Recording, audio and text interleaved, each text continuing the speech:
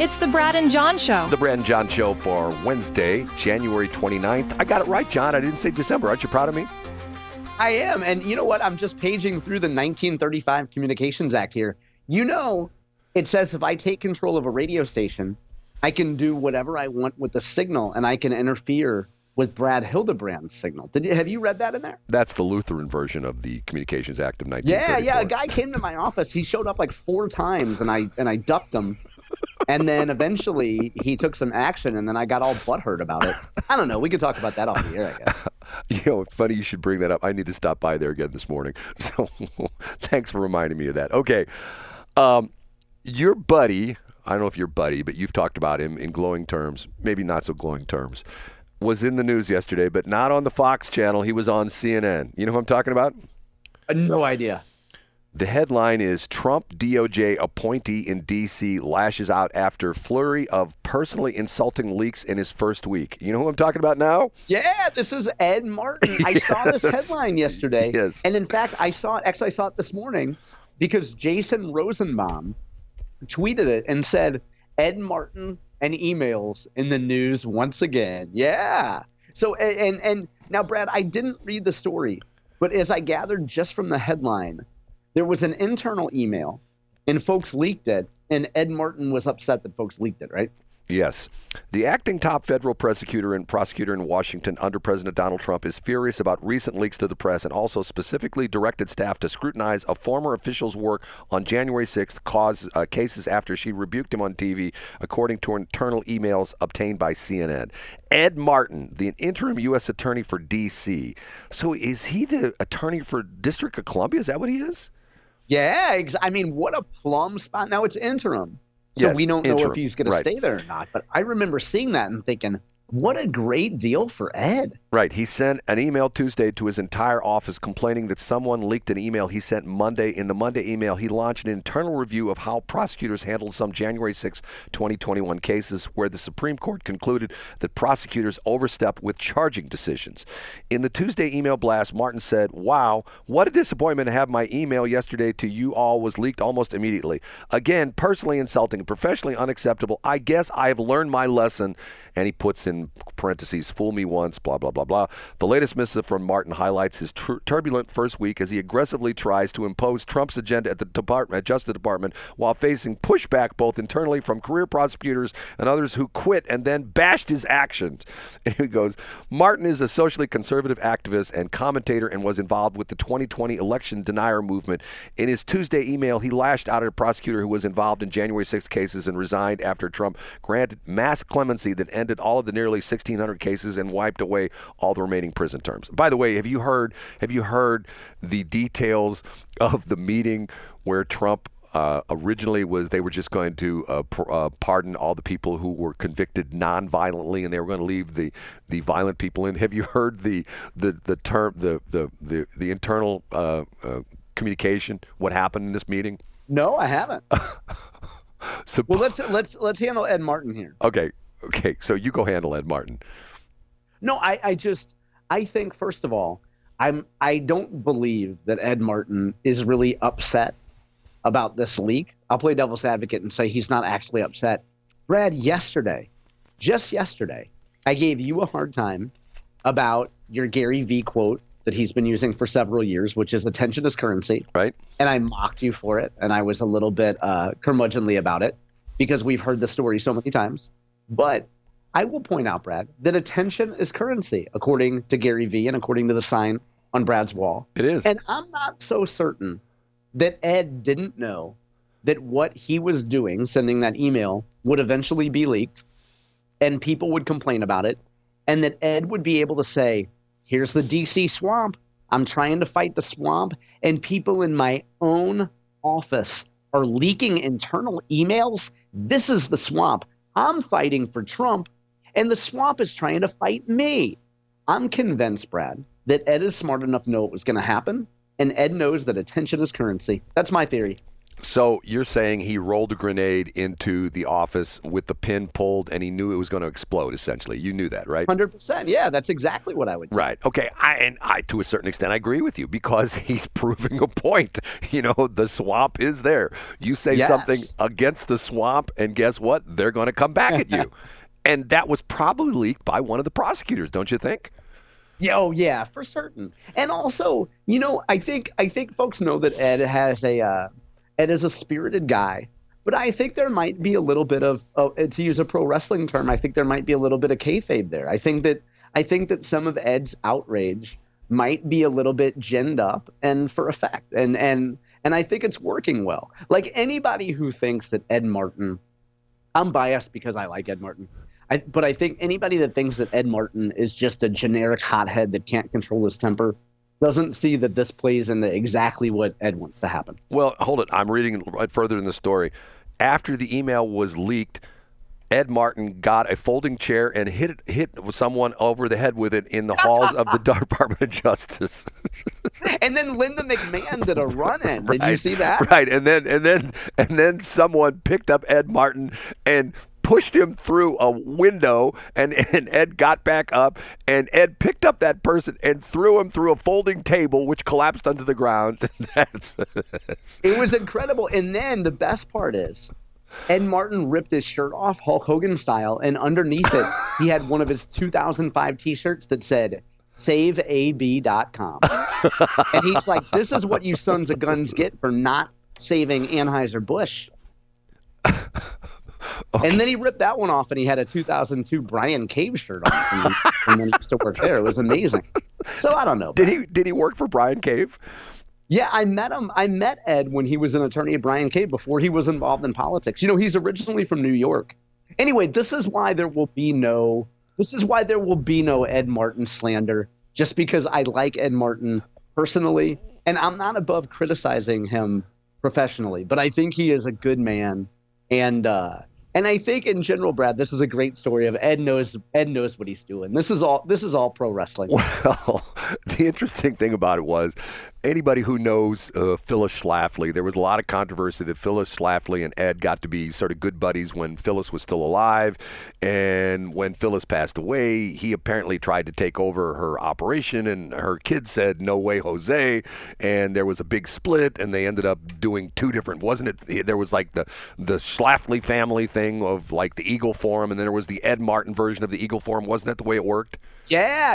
And I think it came to a head. They went to Phyllis's beach house, and they had to pretend that Phyllis was still alive. So Ed had rigged this whole thing where like he could lift Phyllis's arm, and he put sunglasses on her, and it looked like she was waving. They took her out on a boat. They're making a film about it, actually. Did I ever tell you about the time that I did the radio show with Phyllis Schlafly? Did I ever tell you the story? No. Was that voluntarily? Okay. My good friend who worked for me years ago, who was the most interesting guy, Bruce Horlick. Bruce Horlick is one of these people that... No, wait a minute. His last name is Horlick. How did his family get that name? Okay, here's an interesting thing. Do you know who Mad Maynard is?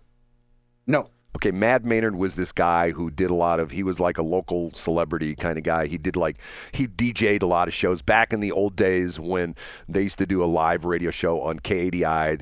He did the oldies show on Sunday night on KADI years ago. Richard Miller's. I think PEP was there at the time. We talked about him earlier. Peter Parisi. Anyway, Mad Maynard got to be had a local following, and he would do oldies shows. Him and Jackie McCoy. And Mad Maynard is Bruce Horlick's father. Bruce Horlick, to this day, you can hear his voice in a lot of commercials. Bruce is a very talented guy, one of the smartest people I know, excellent business person. And for years and years and years, he ran all the advertising for Cordell and Cordell, okay?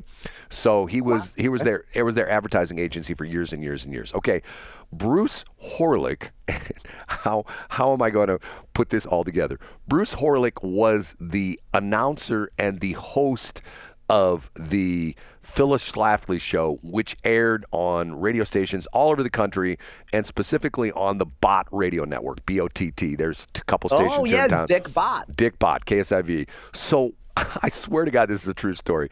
It's a Saturday morning. It's 9 o'clock. I am putting new brakes on my car. I have my car jacked up in the air, and I'm putting new brakes on my car. I'm a real hands-on kind of guy. And my phone rings, and it's Bruce Horlick. And I answer the phone, and Bruce says, Brad, I lost my voice. Is there any way you can come and do the Phyllis Schlafly show? And I said, well, doesn't it start at like 11? It's like 9 in the morning. And he says, yes, can you be here? And I go, well, I got to put my wheels back on my car so I can drive. So I hurriedly put the wheels back on my car, took a shower because I was like greasy, stuff like that, jumped in my car, drove like a crazy man down to Brentwood, where I believe the studios are still there. They're in the white building, which is on Brentwood. It's one of those tall buildings just south. If you drive along Highway 40, it's on the east side of Brentwood on the south side of Highway 40. So I go into the studio, and there's Phyllis Schlafly. And Bruce is there, but he can't talk. And he says, I want you to, I'll introduce you to Phyllis. So she shakes my hand, and we sit down in the studio, and she's like a robot. I mean, incredibly, she's sitting there and not saying a word, and Bruce gives me the script, and this is like old-timey radio. There's an engineer across the glass, and the guy points to me, and I go, hey, welcome to the Phyllis Schlafly Show, blah, blah, blah, blah, blah, blah. I'm Brad Hildebrand, filling in for Bruce Horlick. And this morning, Phyllis is here to talk about blah, blah, blah. Bang! She just takes off. No script. Blah, blah, blah, blah, blah, blah, blah, blah, blah. She's just off the top of her head. She's just like giving all these points and stuff like that. And then they hold up like a thing. Line 1, and I say, it's my job, and I do this, and Bruce is in the other studio going like pointing the phone, and I say, Phyllis, we've got a call on line 1, and then they would put the call on the air. Hi, this is Jim. Phyllis, I love you. You're so wonderful. Well, thank you, Jim. So this goes on for an hour, and I'm sitting in the studio. I mean, literally to the point where I could lean forward and touch Phyllis's hand, and I'm thinking to myself, boy, if my Democratic friends could see me now. I'm doing the Phyllis Schlafly Show, who is like the queen of conservative politics. Wouldn't you consider her to be like sort of like particularly in the 70s and 80s. Right. And then, by the time that I got involved, Brad, around like 94, I would say that she was more of an elder stateswoman by that point. But I know in the 80s and early 90s, she was a big deal. Right. And so the show ends, and I say to her, I got this somewhere still on one of my phones or something like that. I said to her, Miss Schlafly, could I get a picture with you? And she says, sure, Sonny. So I swear to God, that's what she said. So we stand in the studios at the Bot Broadcasting there on South Brentwood, and I had my iPad with me, and they took the picture on my iPad, and I still have that picture somewhere. It's somewhere like. And she was very cordial. She was very nice, but man, she was all business. And I'm telling you, at the time, she probably had to be. Gosh, I'm trying to think when this was. This was probably maybe 2003, 2004, something like that. Maybe 20 years ago. If you had an iPad, iPads came out around like 2010, right? Maybe it was then. I don't know. I can't remember how long ago this has been. No, iPads came out before 2010. I think they were around before then. iPads came out, the original iPads, and I had the original big one, the original big monster iPad. That was one I had. But and it was fascinating because and see, what's interesting was then, remember, there was the big fallout. To this day, there is acrimony between the members of the Schlafly family, because remember, some of the Schlaflys went after him. And matter of fact, there's an interesting story that I believe this is correct, and if you've heard the story or not, and it came into view yesterday because, I don't know if you saw this, they shut down the Schlafly Brewing Company in St. Charles. Used to be the old Trailhead. I did see that, yeah. And we've all spent a lot of time there, haven't we? Well, that used to be my favorite restaurant. I took my son there years ago. My old son, we used to ride up the Katy Trail when we drive down off of 94. We'd get in this spot where you park your car. We'd go like 10 miles up into downtown St. Charles on Saturday. Him and I would eat lunch there, and we'd eat these big monstrous onion rings, and he called them the truck tire onion rings. They were so good. And then they sold off to Schlafly, and I ate there a couple of times and go like, okay, it's just not the same. And I've never been back since. A lot of people are in the same way. But anyway, there was a trademark suit going back between her and I think that's her son that owns the Schlafly Bottle Works, because there was something about the fact that they'd registered the trademark, that Schlafly Bottle Works, and she didn't like the fact that it was associated with a place that served beer. Do you remember this story? No, I don't remember. I don't remember the dispute about the brewery aspect of it. There was something to do with the name Schlafly that they were trying to get. He claimed he had it trademarked, and she said no, he didn't, and blah blah blah blah. And I'm thinking to myself, wow, that's a happy family. I wonder what they sit around the table at Thanksgiving, like, well, will you stop suing me? No, I'm suing you because of our name. I want the name. Oh, it's my name. No, it's my name too. It's like, okay, crazy stuff, right?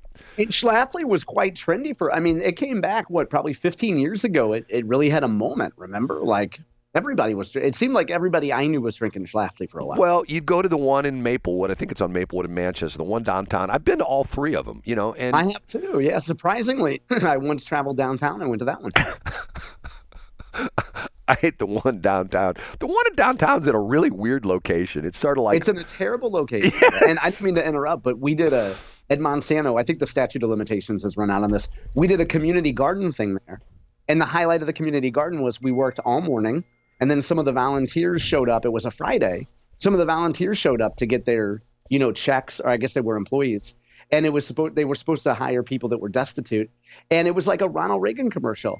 People started pulling up in brand new Cadillacs and SUVs, and then would hop out and get their check and then be on their way. But anyway, as a reward, we got to eat at Schlafly downtown. It was fantastic. Whoa. I'm more of a grease addict brewery guy, but you know how I am. Whoa.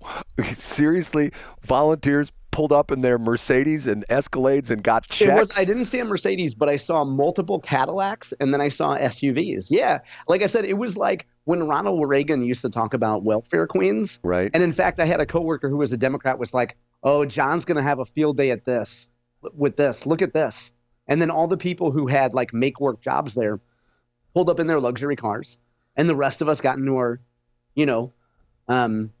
modest middle class cars, and we were on our way. Well, hold it. If they were volunteers, how are they getting paid? Okay, well, I guess we were volunteering there. Oh, they were people that were on the make work program that would come there for a couple hours and pretend like they were picking carrots while they sat on their phone and, scrolled Tumblr. They were make work jobs in the city. So, like Tony Soprano kind of jobs where you're... Yeah, I don't know if it was Operation Food Search. It was some do-gooder thing. And there's no question that the garden did good work and they gave food to the community. But it was essentially they would just pay people to, show up. And I'm sure there was some sort of a St. Louis Development Corp thing going on there. Do you think that Popula was involved in that? Who was that again? Remind me. Don't you remember, what was it? What was the guy's name? Popula? Remember the contractor. Yeah, well, as long as the house is not blowing up in O'Fallon, I think we're going to be okay. What was his first name again? What was his first name? Was Juno Popula or no? Oh, no. Come on. You remember? Yeah, I don't. Brad, your senility is passing on to me. I don't remember his name. I do know that you like saying Popula though. John, and if I'm elected for another 4 years, I will keep doing this show till I'm 93. That's what I love it, Brad. Okay, John, say goodbye. See you in the morning.